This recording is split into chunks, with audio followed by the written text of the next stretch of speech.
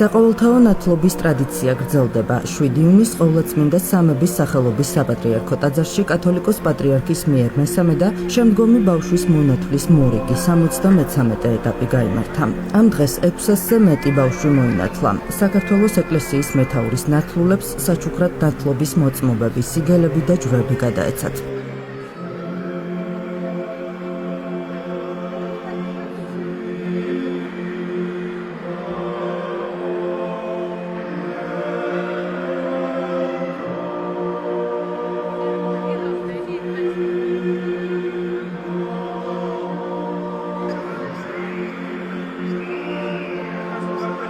უწმინდესი და უნეტარესი, სრულიად საქართველოს კათოლიკოს პატრიარქი, მცხეთა თბილისის მთავარეპისკოპოსი და ბიჭვინთისა და ცხუმ-აფხაზეთის მიტროპოლიტი შიო მესამე სამების საპატრიარქო ტაძარში 20 საათზე მიბრძანდა. სრულიად საქართველოს კათოლიკოს პატრიარქმა ნათლულები, მშობლები და მათი ოჯახის წევრები დალოცა. სამების საპატრიარქო ტაძარში საქართველოს ეკლესიის მეთაურთან ერთად იმყოფებოდა წალკელი ეპისკოპოსი გრიგოლი, მღვდელმთავარმა ტაძარში შეკრებილები დალოცა.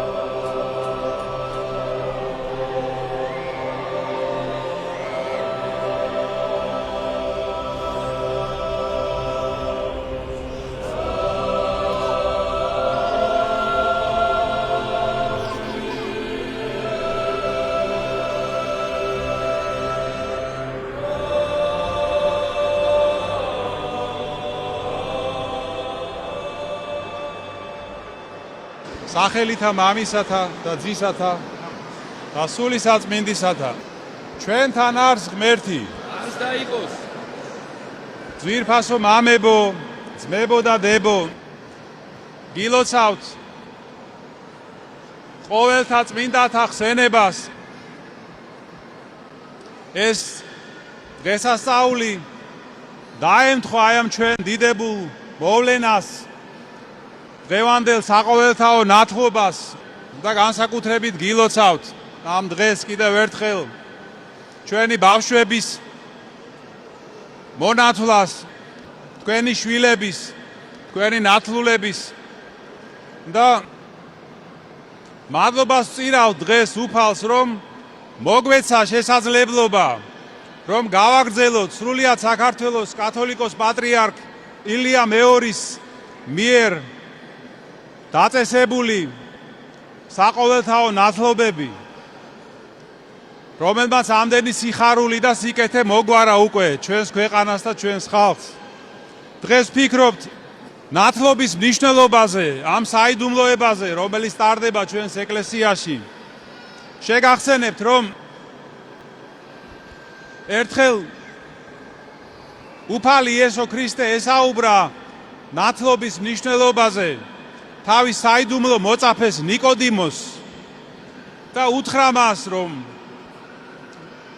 თუ ადამიანი არ იშვება წყლისა და სულისგან, ის ვერ შევა ღვთის სასუფეველში. აი მაშა სადამე ნათლობა ყოფილა აუცილებელი პირობა იმისა, რომ ადამიანი ეკლესიის წევრი გახდეს და ღვთის სასუფეველში შევიდეს. და რა ხდება აი ამ დიდი საიდუმლოების დროს?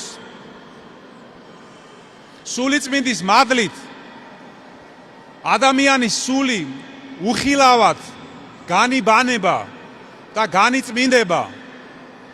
და როდესაც ის ემბაში ჩადის, კვდება ცოდვილი კაცი, ძველი კაცი. და როდესაც ემბაზიდან გამოდის, ეს არის უკვე ახალი ადამიანი, შობილი ღვთივსათნო ცხოვრებისთვის, განწმენდილი, განბანილი, შობილი ქრისტესგან. აი როგორც ხორციელად ჩვენ ყველანი ადამიანისგან ვართ დაბადებულნი, ასევე ნათლობის დროს იესო ქრისტესგან იბადება ადამიანი სულიერად, საიდუმლოდ. და აი მიეტევება ადამიანს ყველანაირი ცოდვა, პირველქმნილი ცოდვაც და პირადი ცოდვებიც. და მის სულში თვით უფალი შემოდის.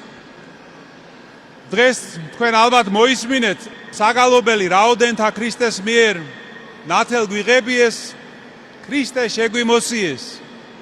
აი ქრისტეს შემოსვა ძვირფასო ძმებო და დებო სწორედ ამას ნიშნავს, რომ უფალი შემოდის ადამიანის სულში და ძალიან ბევრი ყოფილა შემთხვევა, როდესაც თუ ადამიანი ინათლება წმენით, სინანულით, ნათლობის შემდეგ გზნობს ხოლმე ენით გამოუთქმელ არამიწიერ ნეტარებას. სწორედ ამას ნიშნავს აი ქრისტეს შემოსვა. მაგრამ ნათლობის შემდეგ ადამიანი თუ არ იცხოვრებს ქრისტიანულად, თუ ყოველგვარი ცოდვებით შეურაცხყოფს უფალს და სინანულით არ განცვენს თავის სულს, მაშინ ის შეიძლება გახდეს მოუნათლავზე უარესი. აი როგორც ამბობს წმინდა პავლე მოციქული, რომ თქვენს გამო, როგორ ამბობს, გახსოვთ მისი სიტყვები, ღმერთი იგმობაო თქვენს გამო წარმართა შორისო. იმიტომ რომ წარმართებზე უარესად ცხოვრობთ. და იმისთვის რომ შევინარჩუნოთ ეს მადლი ნათლის ღებისა, უნდა ვიცხოვროთ ისე, როგორც მიგვითითებს ღმერთი, როგორც ის გთხოვს ჩვენ, და არა ისე, როგორც გვეუბნება ჩვენი დაცემული და ყალბი გონება და ცოდვებით დაზიანებული გული. რას გვეუბნება ეს დაცემული გონება? იცხოვრე ისე, როგორც შენ გინდა, როგორც შენ იცი და არა ისე, როგორც ღმერთი გთხოვს. ღმერთს კი რას ურს ჩვენგან? რომ სასუფეველში შეგვიყვანოს. ამიტომ უფალი გთხოვს, რომ ვიცხოვროთ ისე, როგორც მან მიგვითითა, როგორც მან გვასწავლა.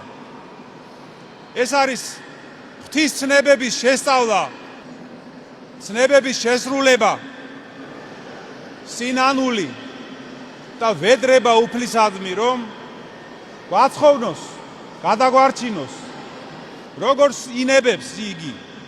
ეს იქნება კეთილდღეობით, თუ დაუშვებს ჩვენზე განსაცდელებს, თუ სნეულებას, თუ როგორც მისი წმინდანება იქნება, ოღონდ გვაცხოვნოს და არ დაგვაკლოს ღვთის სასუფეველს.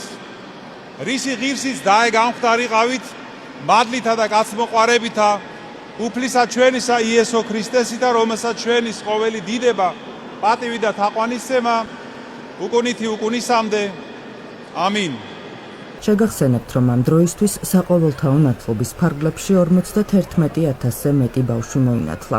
ისინი ჯვარდაწერილი წყვილების მესამე და მომდევნო შვილები არიან. დღეს ახლა 73 ეტაპია პატრიარქის ნათლობებისა. დღეს პირველად ტარდება მისი უწმინდესობის გარეშე ეს ნათლობა, მაგრამ უწმინდესობას ესთან გულოცავს და ძალიან ბედნიერები ვართ იმით, რომ ეს ტრადიცია გაგრძელდა. პირველ რიგში, რომ ის უწმინდესობა სულ უნდა და მისი სურვილი იყო, რომ ერი გამრავლებულიყო და ეს ერთობა ყოფილიყო ერში და დღევანდელ ახლა პირველი ნათლობა ჩავატარეთ, პირველი მოინათლა ბორჯომელი პატარა გოგონა ანა, რომელსაც ნათლობა ჩავატარე და ტკივილთან ერთად იყო დიდი სიხარული, იმიტომ რომ ეს ტრადიცია გრძელდება და ჯერა იმის, რომ ეს ბავშვები ამ ქვეყანას გაამთლიანებენ და შეკრავენ ამ ქვეყანას. დღეს ულოცავ მის უწმინდესობას შიო მესამესაც, რომ ის დღეს პირველად დალოცავს. ის ულოცავდა ხოლმე, როცა პატრიარქი იყო ხოლმე, პატრიარქთან ერთად ულოცავდა ხოლმე პატრიარქის ნათლულებს და დღეს როგორც პატრიარქი დალოცავს უკვე მის პირად ნათლულებს და ღმერთი შეეწიოს მის უწმინდესობას, მან გთხოვა კიდევაც, რომ ჩემთვის ილოცოთ, რომ მის დარება შეეძლო და მინჩერა, რომ ეს ბავშვები თელიერი მის ულოცოთ, რომ მისმა უწმინდესობა მის გზა, რომელიც პატრიარქმა გაიარა, მანაც ესე გაიაროს.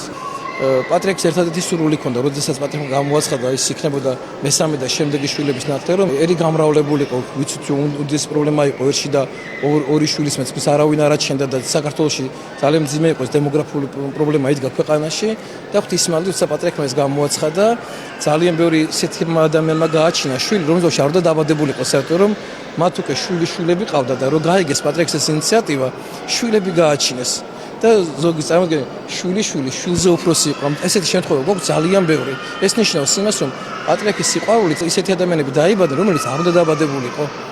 და ეს ერთი ადამიანის დაბადებაც კი რამხელა რამე არის და მისი უწმინდესობის სიყვარულით ეს ბავშვები დაიბადნენ და ღვთისმადლით დღეს უკვე ეს ნათლობა ისევ გრძელდება. უდიდესი გზნობა არის, პირველში მესამე შვილი არის და პატრიარქის ნათლული არის.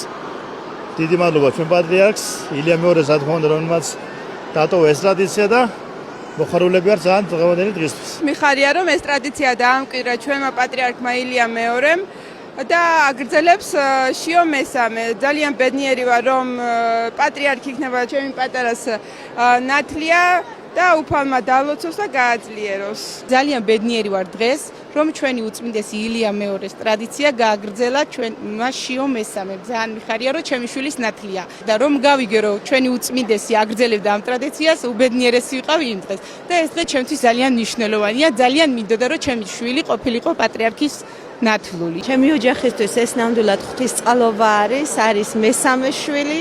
ჯერ ერთი თვითონაც ღვთისაჩუქარი იყო და ძალიან დიდი წყალობა არის ნამდვილად რომ ახალმა პატრიარქმა გააგრძელა ის დიდი ტრადიცია რაც დაიწყო ჩვენმა ილია მეორემ და ყველას ვლოცავ დღევანდელ დღეს. ბედნიერი დღეა ჩვენთვის, მესამეა და ველოდებოდით ამ ნათლობას დიდი სიხარულით. ჩვენთვის არის მეოთხე შვილი, ძალიან დიდი ბედნიერება, ჩვენი მესამე შვილიც უწმინდესი და უნეტარესი ილია მეორის ნათლულია და ძალიან გვიხარია რომ გააგრძელდა ეს ტრადიცია, ველოდებოდით და ძალიან გაგვიხარდა რომ დაგვირეკეს და ძალიან ბედნიერები ვართ რომ უწმინდესი და უნეტარესი შიო მესამის პირველი ასე ვთქვათ, პირველი საყოველთაო ნათლობის მონათლულები ვართ. ჩვილთა პირველი საყოველთაო ნათლობა 2008 წლის 19 იანვარს ნათლის ღების დღესასწაულზე შედგა.